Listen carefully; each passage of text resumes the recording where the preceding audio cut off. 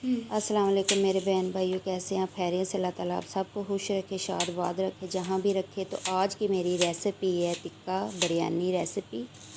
और मैंने कहा कि चले आज चॉप करते हुए भी सारा कुछ आपको मैं दिखाती हूँ कि मैं किस तरह इसको प्याज को और टमाटर को और सब्ज़ मिर्चों को चॉप करती हूँ।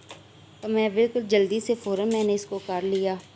साथ मैंने ये टमाटर को ये जो चॉप किया, चॉप कर रही है टमाटर इसकी के वीडियो बाद बनानी मैंने है ना। फिर ये सब्ज़ मिर्चें हैं इसको चॉप किया। तो तिक्के जौन से थे, रात को एक फंक्शन था हमारे घर में तो बच गए थे, तो मैंने कहा कि चले टिक्का बिरयानी बनाती हूँ, क्योंकि बच्चे एक चीज़ को दूसरे दिन नहीं यूज़ करते खाने में। तो बड़ी यम्मी सी रेसिपी है, तो आप ज़रूर ट्राई कीजिएगा। ये मैंने लहसुन और अदरक को मैंने चॉप की है। चॉप करने के बाद मैंने फिर ऐसे किया कि ये देखें ये सारे मसाले हैं। मसाले मैं इतने नहीं डालूँगी क्योंकि टिक्के में पहले भी काफ़ी मसाले डले होते हैं ऑलरेडी। तो ये मैंने हर चीज़ को चॉप किया हुआ है आपके सामने।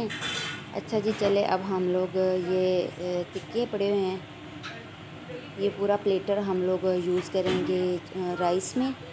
और ये बहुत यम्मी सा ये रेसिपी है, आप ज़रूर ट्राई कीजिएगा। मेरे बच्चों को तो बहुत ज़्यादा पसंद आई। तो ये ले जी, ये प्याज मैंने ब्राउन से हल्के से काट लिए हैं, साथ ही मैंने इसमें अदरक और लहसुन मैंने डाला है। और डालने के बाद हल्का सा मैंने इसको पानी लगाया क्योंकि मेरे प्याज ज़्यादा ना जल जाएँ। साथ ही मैंने टमाटर और सब्ज़ मिर्च इसमें शामिल किए और 2 मिनट के लिए मैंने इसको दम पे रख दिया। दम के बाद ये देखें जी, मसाला मेरा थोड़ा सा नरम पड़ गया और ये बिल्कुल तैयार है। और साथ ही मैंने इसमें अब मसाले ऐड किए हैं। मसाले आपके सामने थे मेरे। और ये कनौर की टिक्की मैंने यूज़ की है। अच्छा जी, इसमें मैंने पानी चावलों के हिसाब से मैंने डाल लिया था। आप भी जितने चावल यूज़ करें उसके डबल पानी डाल लें। तो चावल डालने के बाद मैंने ये देखिए ये दम पे आए हैं। ये जब दम पे आएंगे चावल तो आपने फ़ौरन टिक्के इसमें ऐड कर देने हैं। ऐड करने के बाद आपने इसको दम पे रख देना।